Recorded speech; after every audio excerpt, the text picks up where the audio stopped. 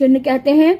तो और इंग्लिश में जिसको हम इंटेरोगेटिव साइन बोलते हैं, यानी कि ये जो कान उखाड़ कर लगा दिया गया है इसको हम प्रश्न सूचक चिन्ह के अंतर्गत रखते हैं, जहां पर ये चिन्ह लगा होता है। बच्चों, पिछली वीडियो में हमने विराम चिन्ह के बारे में विस्तार से देखा था। विराम चिन्ह होते कौन कौन से हैं, एक बार मैं इसको फिर से पुनरावृत्ति कर दूं कि भी ये विराम चिन्ह कौन कौन से होते हैं। उसके बाद हम विस्तार से अलग अलग चिन्हों पर हम उदाहरण सहित, तो ये है पूर्ण विराम यानी खड़ी पाई, अल्प विराम यानी कॉमा, अर्ध विराम यानी एक डॉट और एक कॉमा, प्रश्नवाचक चिन्ह, प्रश्न सूचक चिन्ह यानी इंटेरोगेटिव साइन हो गया, और विस्मय आदि बोधक यानी एक्सक्लेमेटरी साइन हो गया, कोष्ठक यानी ब्रैकेट वाला साइन हो गया, उद्धरण यानी एग्जाम्पल वाला साइन हो गया, योजक या फिर समासक चिन्ह यानी डैश हो गया। आगे देखें, लाघव चिन्ह यानी कि किसी बड़े शब्द को शॉर्ट रूप में देना हो तो यहाँ पे एक अक्षर लिखकर आगे डॉट लगा देते हैं, ये इसको लाघव चिन्ह बोलते हैं। जैसे डॉक्टर लिखना है, DR लिखकर आगे डॉट लगा देते हैं। जैसे हिंदी में हम इस तरह से लिखते हैं, डॉक्टर का ये लगा दिया ऊपर ये साइन करके और आगे डॉट लगा देते हैं, यानी कि ये शॉर्टकट में ये डॉक्टर बन गया। ये इस साइन को हम लाघव चिन्ह बोलते हैं। आगे देखिए, निर्देशक चिन्ह यानी निर्देश किया हुआ साइन, एक लाइन लिख दिया उसके बाद डैश लगाकर ये शो करता है कि आगे भी कुछ है, इसके बारे में ये जानकारी दी गई है। उपविराम यानी विराम, पूर्ण विराम से पहले 2 डॉट डालकर, ये उपविराम का मतलब भी लघु विराम ही होता है, यानी कि अल्प विराम ही कहेंगे इसको भी। विवरण का मतलब है कि एग्जाम्पल, जैसे हमने उदाहरण लिखा, उदाहरण के बाद उदाहरण क्या है आगे डैश लगा के आगे ये शो करता है कि ये जो आगे लिखा है ये विस्तृत जानकारी दी गई है। विवरण के बारे में विवरण देना हो उससे पहले ये साइन लग जाता है। हंस पद या त्रुटिपूरक चिन्ह यानी कि वाक्य लिखते समय अगर कोई शब्द रह जाता है, सेंटेंस में से कोई शब्द रह जाए तो उसको पूरक करने के लिए ये वाला साइन लगा देते हैं बीच में। अब जैसे कि मैंने बताया था, जैसे डॉक्टर AAN लिख दिया, ए जो है ये रह गया, भूल से रह गया, तो इसको शो करने के लिए ये वाला साइन हम लगाएंगे। इसका मतलब यहाँ से छूटा वाला शब्द ये लिखा हुआ है, ये शो करता है। तो यानी कि ये त्रुटि पूरक, त्रुटि को पूरा करने वाला चिन्ह होता है ये। ऊर्ध्व लाघव चिन्ह, ऊर्ध्व अल्प विराम होता है, यानी कि कॉमा ही होता है लेकिन ऊपर की तरफ लगता है। जैसे कि आपने देखा होगा कि इंग्लिश में अपॉस्ट्रॉफी S होता है, तो जैसे S लगाना हो तो ऊपर की तरफ S लगाकर, ये कॉमा लगाकर S लगाते हैं। इस तरह की, यानी कि कोई शब्द लिखा है ऊपर की तरफ कॉमा लगाकर आगे शब्द को पूरा करते हैं, उसको हम ये ऊर्ध्व अल्प विराम बोलते हैं। अल्प विराम का मतलब कि छोटा कॉमा ही होता है। छोटा कॉमा क्या, यानी कि थोड़ा रुकने का संकेत होता है ये। और लोप चिन्ह का मतलब होता है कि जैसे एक सेंटेंस हमने लिखा पूरा, लेकिन पूरा एक पैराग्राफ शो करना है, जैसे कि आपने गद्यांश का अर्थ लिखना है या फिर पद्यांश का, किसी कविता के पद का एक अर्थ लिखना है, तो उसको हम पहला शब्द एक देंगे और बीच में डैश डैश लगाकर आखिरी शब्द एक दे देंगे, यानी कि यहाँ से लेकर यहाँ तक का जो भी पैराग्राफ है, जो भी पद है, उसके बारे में यहाँ पर ये जानकारी दी जा रही है। इसका मतलब है कि लोप, बीच के शब्दों को लोप करके ये दिखाया जाता है कि यहाँ के बीच के जो लोप हैं उसके बारे में नीचे जानकारी दी जा रही है ना। विस्तार से जब हम किसी का विवरण बताते हैं, व्याख्या करते हैं, भाव बताते हैं, तब इस तरह के चिन्हों का प्रयोग किया जाता है। आज हम देखेंगे कि इसका जो विस्तार से अलग अलग उदाहरण देखकर हम इसके बारे में जानेंगे कि पूर्ण विराम है क्या। हर एक के 2-2 उदाहरण मैं दे रही हूँ, ध्यान से देखें। जैसे कि कहा गया है कि जब एक कथन समाप्त हो जाता है तब इसका प्रयोग किया जाता है, यानी एक बात, कथन का मतलब एक बात पूरी हो गई तब विराम लगा दिया, तब इसका प्रयोग किया जाता है। अब यहाँ पर देख लो, यहाँ पर ये वाक्य जो दिया गया है, यहाँ पर पूरी बात खत्म नहीं हुई है, उसके इसी से रिलेटेड ये वाली बात भी कही गई, इसलिए यहाँ पर ये कॉमा आया, यानी अल्प विराम आया है। जब एक कथन समाप्त हो जाता है तब इसका प्रयोग किया जाता है। अब यहाँ पे लाइन पूरी हो गई, यहाँ पे पूर्ण विराम दिया गया। अभी हालांकि ये तो परिभाषा है, लेकिन आपको बता रही हूँ कि ये अल्प विराम यहाँ पर आया है। क्यों? क्योंकि ये 2 वाक्य हैं, 2 वाक्यों का जो भाव जब कंप्लीट हो जाएगा तब यहाँ पे पूर्ण विराम लगेगा। तो प्रश्नवाचक एवं विस्मय आदि बोधक वाक्य के अतिरिक्त अन्य सभी प्रकार के वाक्यों के अंत में पूर्ण विराम लगता है। अब जैसे कि उदाहरण अगर हम देखें, मनुष्यों की पोशाकें उन्हें विभिन्न श्रेणियों में बांटती हैं। यहाँ वाक्य पूरा हो गया, विराम आ गया। प्रायः पोशाक ही समाज में मनुष्य का अधिकार और उसका दर्जा तय करती हैं और उसका दर्जा निश्चित करती हैं। एक और उदाहरण देख लें। घर में उसकी बहू और पोता पोती हैं।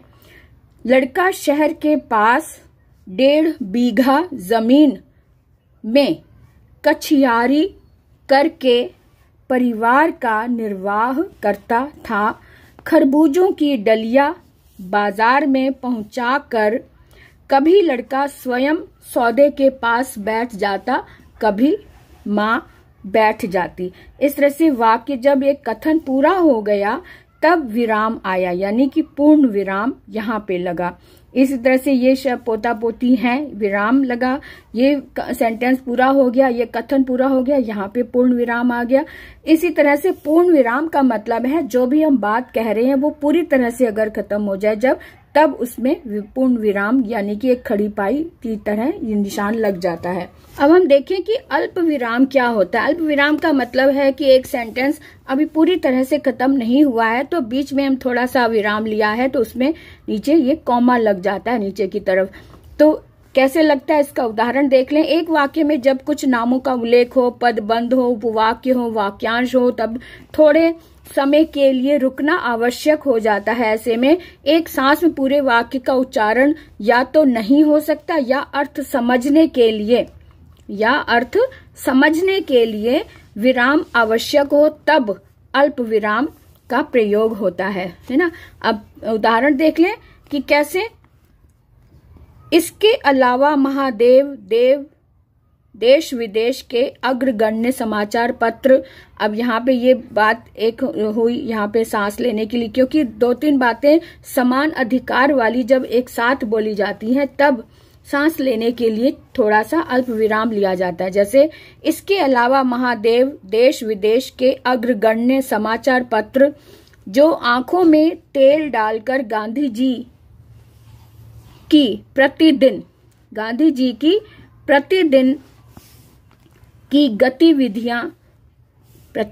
की गतिविधियों को देखा करते थे और उन पर बराबर टीका टिप्पणी किया करते थे।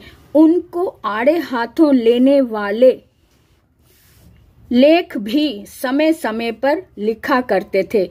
अब यहाँ पर देखो ये 3 बातें एक साथ एक समान अधिकार के साथ कही गई हैं, तो इसलिए इन बातों को दिखाने के लिए बीच में सांस लेने के लिए ये अल्प विराम यानी कि कॉमा लगाया गया। जैसे इसके अलावा महादेव कॉमा देश विदेश के अग्रगण्य समाचार पत्र कॉमा जो आंखों में तेल डालकर प्रतिदिन गांधी जी की गतिविधियों को देखा करते थे।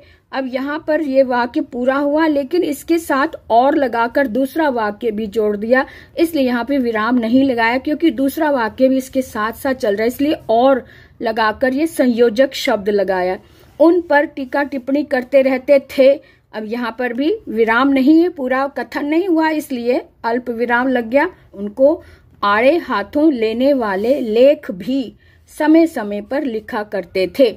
इस तरह से आपने समझा कि जब 2-3 बातें एक साथ एक सी बताई जाती है, एक समान अधिकार वाली बताई जाती हैं, जिनका समान महत्व होता है, वो बातें जब एक साथ आती हैं तब बीच बीच में कॉमा लग जाता है उस बात को पूरा करने के लिए, बीच में सांस लेने के लिए।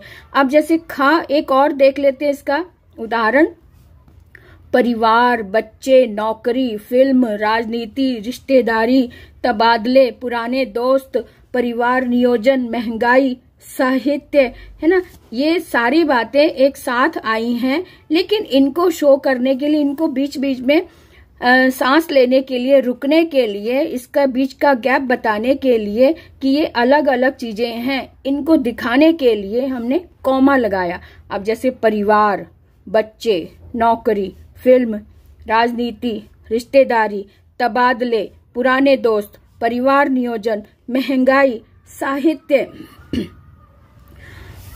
और यहाँ तक कि आंख मार मार कर हमने पुरानी प्रेमिकाओं का भी जिक्र कर लिया।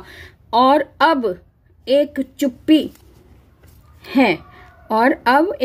है अब यहाँ पर एक बात यहाँ से शुरू हुई और यहाँ पे खत्म हुई। एक कथन पूरा खत्म हो गया, इसलिए पूर्ण विराम आ गया। लेकिन बीच बीच में जो छोटी छोटी इतनी सारी बातें एक साथ कही गई थी, उनको बताने के लिए और उन सब बातों को एक साथ बोलने के लिए, निरंतर बोलते रहने के लिए बीच में सांस की जरूरत होती है। इसलिए इनके बीच में कॉमा लगाया गया है। कॉमा यानी कि अल्प विराम चिन्ह लगाया गया है। अब हमें अच्छे से समझ में आ गया होगा कि अल्प विराम कहाँ लगता है और क्यों लगता है।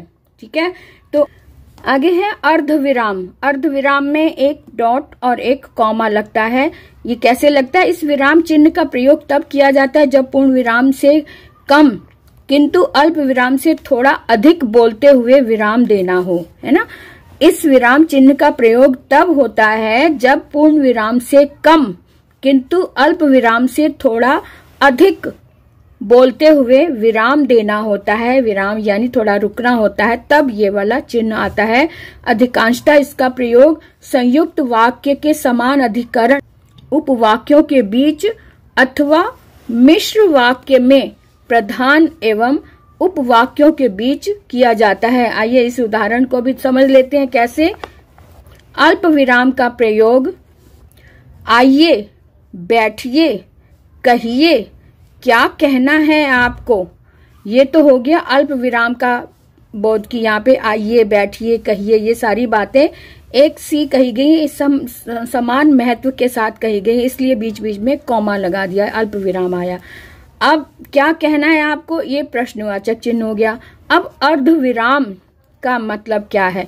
वह दफ्तर से आया, चाय पी, बच्चों से थोड़ा खेला, फिर खुली हवा में सैर को निकल गया, है ना। इस तरह से वह दफ्तर से आया। अब यह बात पूरी नहीं हुई, विराम से थोड़ा सा कम रुकना है और अल्प विराम से थोड़ा सा ज्यादा। तो वह दफ्तर से आया, चाय पी, बच्चों से थोड़ा खेला और फिर खुली हवा में निकल गया। अब यह है प्रश्न सूचक चिन्ह। जैसे कि इसके शब्द से ही पता चल रहा है कि प्रश्न सूचक माने प्रश्न की सूचना देने वाला चिन्ह जो होता है वो इस तरह से लगाया जाता है। इसको प्रश्न सूचक चिन्ह कहते हैं या प्रश्नवाचक चिन्ह कहते हैं। तो और इंग्लिश में जिसको हम इंटेरोगेटिव साइन बोलते हैं, यानी कि ये जो कान उखाड़ कर लगा दिया गया है इसको हम प्रश्न सूचक चिन्ह के अंतर्गत रखते हैं। जहां पर ये चिन्ह लगा होता है इसका मतलब वाक्य में, सेंटेंस में प्रश्न किया गया है। अब देखिए प्रश्नात्मक वाक्य के अंत में यह चिन्ह लगता है ना। ये हमें बात समझ में आ गई कि प्रश्नात्मक वाक्य के अंत में यह चिन्ह लगता है।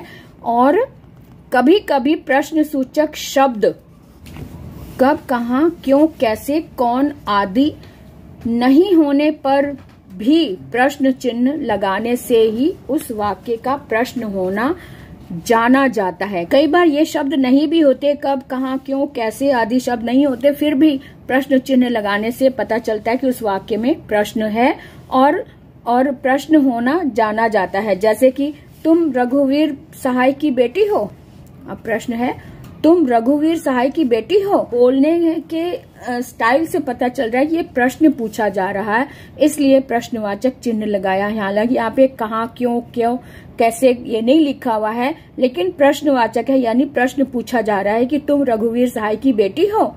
इस तालाब में मछलियां भी हैं। हैरानी भी प्रकट की जाती है तो प्रश्न के रूप में की जाती है कई बार, तब प्रश्न चिन्ह लगाया जाता है। इस तालाब में मछलियां भी हैं। आप आचार्य जी से मिले थे। अब यहाँ क्या, क्यों, कब शब्द नहीं आए हैं, यानी प्रश्नवाचक शब्द नहीं आए हैं, फिर भी प्रश्न बोधक शब्दों का प्रयोग नहीं हुआ है, फिर भी ये प्रश्न है, क्योंकि इसके पूछने के स्टाइल से पता चल रहा है कि ये प्रश्न है। और इस चिन्ह के कारण हम पूरी तरह से समझ रहे हैं कि ये प्रश्न किया जा रहा है, कोई साधारण वाक्य नहीं है, ये प्रश्न किया जा रहा है। अब उपर्युक्त तीनों वाक्यों में प्रश्न सूचक के स्थान पर यदि पूर्ण विराम लगा दिया जाए तो इसका अर्थ ही बदल जाएगा, है ना। अब प्रश्न सूचक शब्दों वाले वाक्य देखें। अब वाक्य भी देख लें कि प्रश्न सूचक जो शब्द होते हैं उनके वाक्य कैसे होंगे। आपका बिस्तर कहाँ लगाऊं, क्वेश्चन कहाँ लगा हुआ है इसलिए ये स्पष्ट हो रहा है। आप घर कब जाएंगे, यहाँ कब लगा है और प्रश्न सूचक चिन्ह लगा हुआ है, बिल्कुल स्पष्ट हो रहा है। इस सवाल का हल तुमने कैसे निकाला। अब कैसे शब्द ने हमें स्पष्ट कर दिया कि ये प्रश्न सूचक है और प्रश्न सूचक साइन को लगाने के लिए, चिन्ह को लगाने के लिए हमने ये इसका प्रयोग किया। शहर अभी कितनी दूर है, अब कितनी शब्द ने ये स्पष्ट कर दिया कि यह प्रश्नवाचक वाक्य है, इसलिए यहाँ प्रश्न सूचक चिन्ह लगाया गया है। तो इस तरह से वाक्यों के भाव को प्रकट करने के लिए इन चिन्हों का प्रयोग किया जाता है।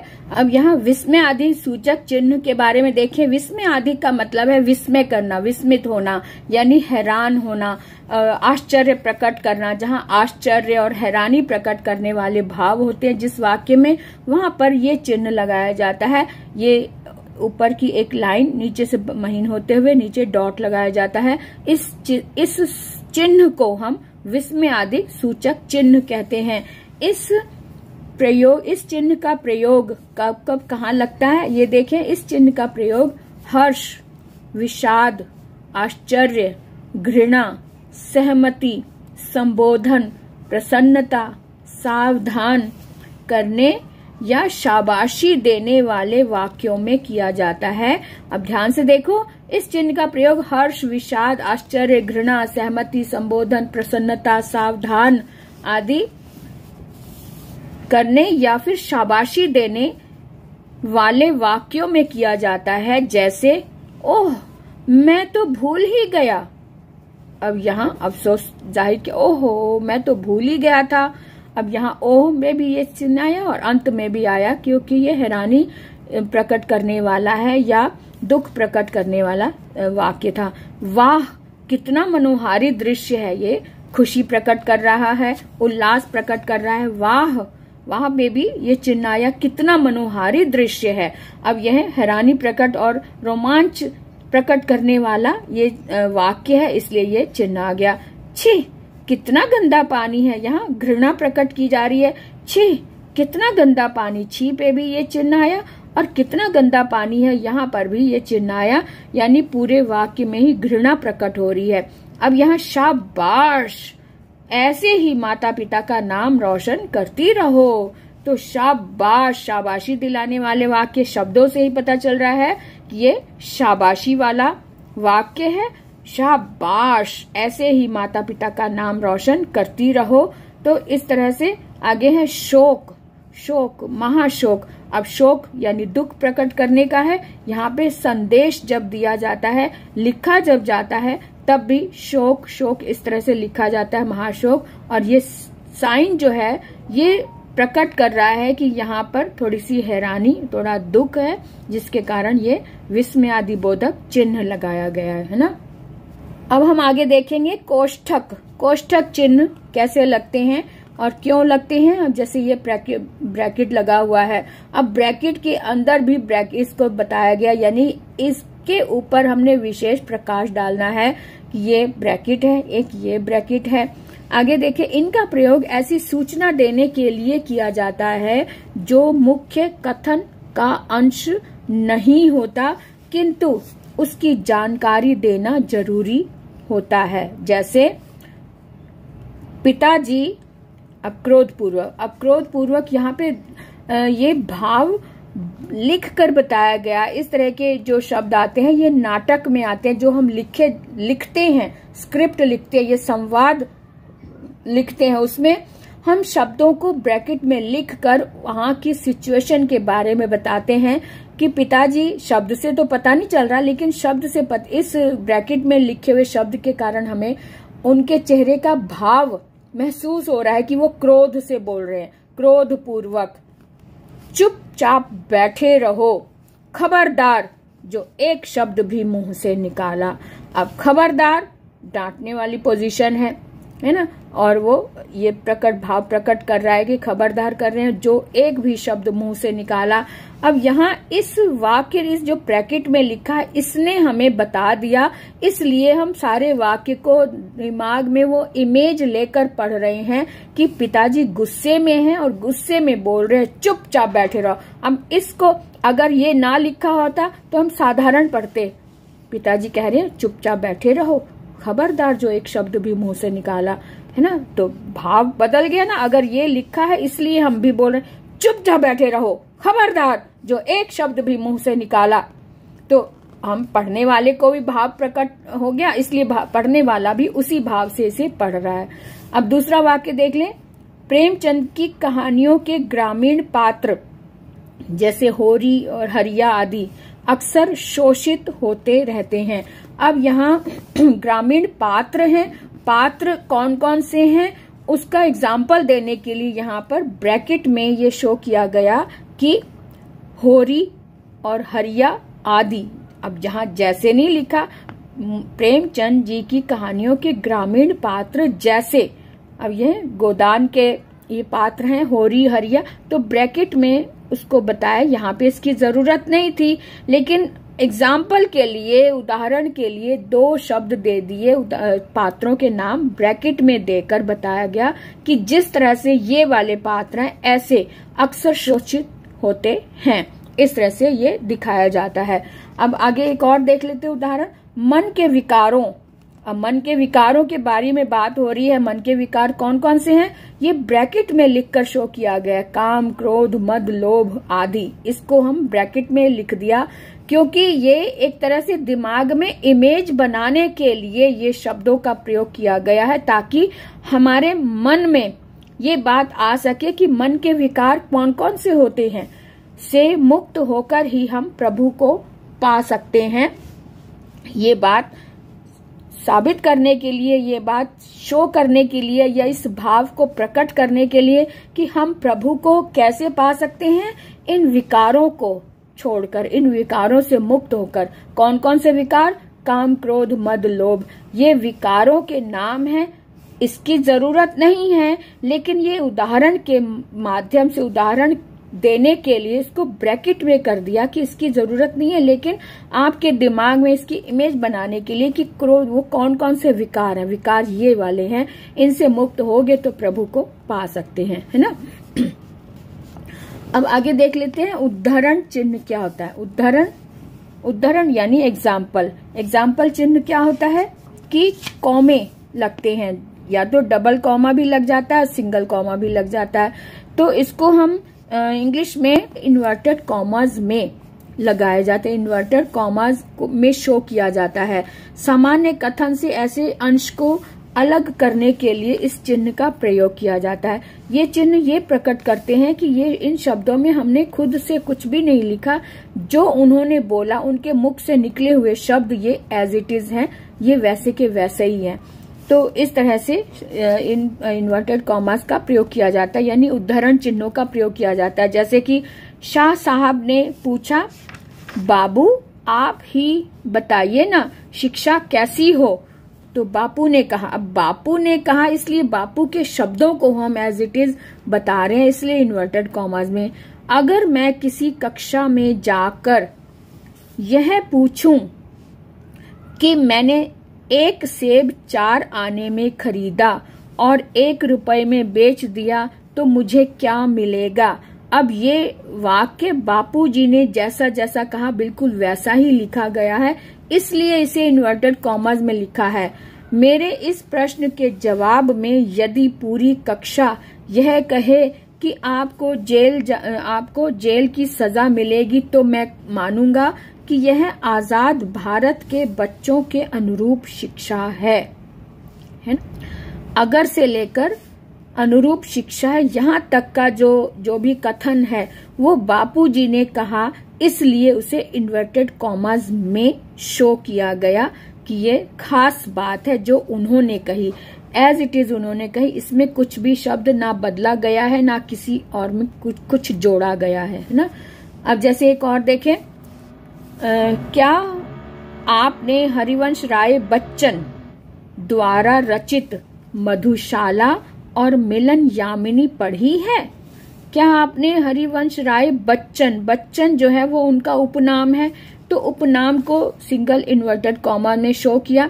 द्वारा रचित मधुशाला जो है उनकी पुस्तक का नाम है, उन्होंने जो कविता लिखी उसका नाम है मधुशाला, और मिलन यामिनी ये पुस्तकों के नाम हैं, इसलिए इसमें सिंगल कॉमा अकेला इकहरा कॉमा लगाकर इसे बताया गया है उदाहरण को। जैसे कि उनकी रचनाएं पढ़ी हैं, जैसे कि मधुशाला, मिलन यामिनी पढ़ी है, तो इस तरह से सिंगल वाला और उदाहरण वाले ये वाले आपने कॉमे समझे कि ये कब लगता है और उदाहरण वाला ये कब लगता है। अब आगे देखिए योजक चिन्ह क्या है। योजक जैसे कि ब्रैकेट में लगा योजक का मतलब होता है दो शब्दों के बीच में या दो वाक्यों के बीच में ये शब्द बताना, और ये बताता है कि दोनों का समान अधिकार है, दोनों का महत्व समान है ना। योजक चिन्ह क्या होते हैं? दो शब्दों को जोड़ने वाले और समस्त पदों में इसका प्रयोग किया जाता है। जैसे वह दिन रात मेहनत कर रहा है, गुरु के चरण कमल छूकर उसने वंदना की, मैं कह कर थक गया पर तुम सुन कर नहीं थके। यानी दो शब्दों को समानता देने के लिए और दो शब्दों को एक साथ कहने के लिए बीच में योजक चिन्ह लगाए जाते हैं। दोनों शब्दों को महत्व देने के लिए, पावरफुल बनाने के लिए इस तरह के शब्दों का प्रयोग करके उसमें डैश लगाया जाता है। कह कर थक गया पर तुम सुन कर नहीं थके। अब आगे देखते हैं।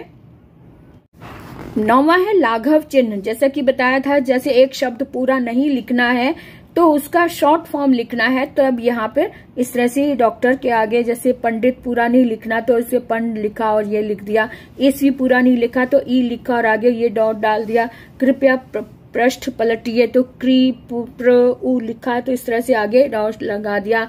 MA लिखा है तो MA ये शॉर्ट फॉर्म है, इस तरह से ये लिख दिया। मास्टर ऑफ आर्ट्स है यानी बैचलर ऑफ एजुकेशन पूरा ना लिखकर B.Ed लिख दिया, B के आगे ये डाल दिया लाघव चिन्ह और एड के आगे। इस तरह से चिरंजीव कहना है तो चिरंजीव पूरा ना कहकर आगे ची लगाकर ये लाघव चिन्ह लगाकर आगे नाम लगा देते हैं। तो इस तरह से किसी पूर्ण शब्द को ना लिखकर उसका शॉर्ट फॉर्म, उसका जो है कुछ भाग हमें दिखाना होता है, तो उससे पता चलता है, तो उसके आगे लाघव चिन्ह लगाकर ये प्रकट किया जाता है ये इसका संक्षिप्त रूप है, ये इसका विकसित रूप नहीं है, ये इसका पूर्ण रूप नहीं है, ये इसका संक्षिप्त रूप है ना। तो यहाँ क्या कहते हैं, लाघव का अर्थ है छोटा या संक्षिप्त। जब किसी प्रचलित शब्द का प्रयोग करते हैं तब उस शब्द का प्रथम अक्षर लिखकर उसके सामने लाघव चिन्ह लगा दिया जाता है। जैसे डॉक्टर, पंडित, ईस्वी, कृपया पन्ना उल्टिए या पृष्ठ उलटिए, MA मास्टर ऑफ डिग्री बताने के लिए, B.Ed है बैचलर ऑफ एजुकेशन या चिरंजीव बताने के लिए इस तरह से बताया जाता है। अब ये है निर्देशक चिन्ह या रेखिक चिन्ह। रेखिक यानी इस तरह से रेखा दिखाकर बताया जाता है कि यहाँ पे उसके आगे भी कुछ निर्देश दिया गया है जिसे पढ़ना भी जरूरी है। जैसे इस विराम चिन्ह का आकार योजक चिन्ह जैसा ही होता है ना। योजक चिन्ह भी होता है ना, दो शब्दों के बीच में से चिन्ह जैसा होता है लेकिन उससे थोड़ा अधिक लंबा होता है। इसका प्रयोग निम्नलिखित स्थितियों में किया जाता है, जैसे कि किसी के कथन को उद्धृत करने से पहले, जैसे में भी जैसे ये आ गया यानी कि इसके आगे कुछ है। सीता डैश है यानी ये वाला निर्देश दिया गया है कि सीता क्या कह रही है, देखिए कितना सुंदर मृग है राम। अब राम कह रहे हैं कि ये निर्देश दे रहे हैं कि क्या वह स्वर्ण मृग। तो ये जो है निर्देश देने वाला कि इसको पढ़ो, जो लाइन लिखी है ये इसके बारे में बात कर रहा हूँ, क्या वह स्वर्ण मृग। तो ये एक तरह से संवाद वाले लेखों में इनका प्रयोग किया जाता है, या कहीं की डायलॉग बताने वाले कथन में इनका प्रयोग किया जाता है, या कहें कि कोई नाटक लिखना उसकी स्क्रिप्ट में ये साइन दिए जाते हैं। इसका मतलब ये निर्देश इनके द्वारा ये कहा गया, इनके द्वारा ये कहा गया है, तो ये निर्देश देने वाले चिन्ह होते हैं जिनको हम निर्देशक चिन्ह बोलते हैं, है ना। अब आगे देखें, अगला है उपविराम चिन्ह।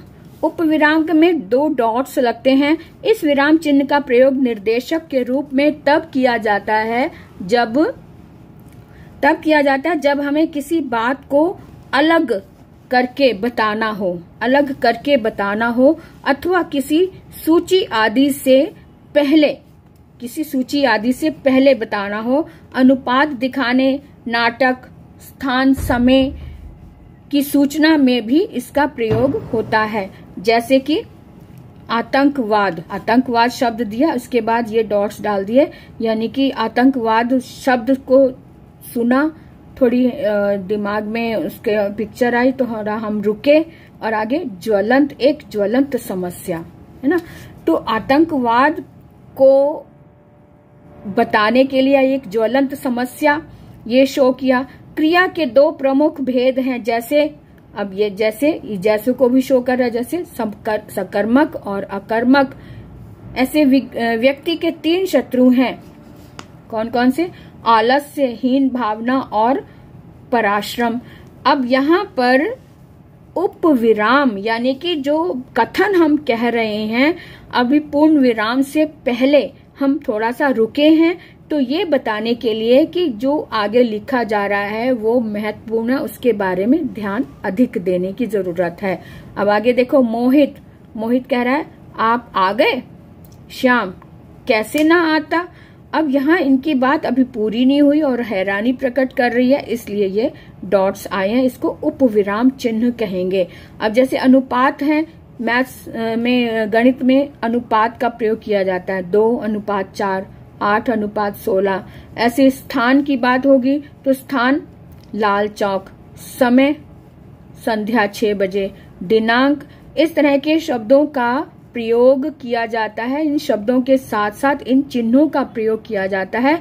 इन चिन्हों से हमें पढ़ते समय वो भाव प्रकट करने होते हैं कि हमें कहाँ कितना रुकना है, कितनी लंबी सांस लेनी है, कितनी हैरानी प्रकट करनी है, या कैसा भाव प्रकट करना, उस बात को दर्शाना होता है इन चिन्हों के माध्यम से। इन चिन्हों के माध्यम से ही हम समझ पाते हैं कि हमें कितना रुकना है। जैसे स्थान, अच्छा लाल चौक, समय कितना, अच्छा समय संध्या 6 बजे, दिनांक हाँ ये डेट लिखी हुई है 15/1। तो इस तरह से इन शब्दों के कारण हम थोड़ा रुकते हैं और उस पर गौर करते हैं कि आगे क्या है।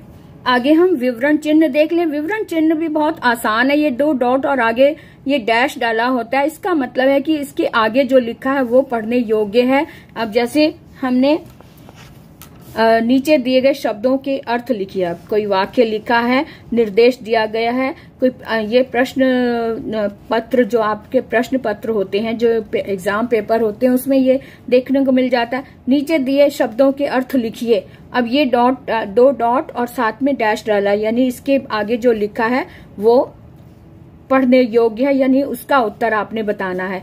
निम्नलिखित आदेशों का पालन करें, यानी जो नीचे लिखा गया उसके आदेशों का पालन हमने करना, यानी उसका उत्तर देना है।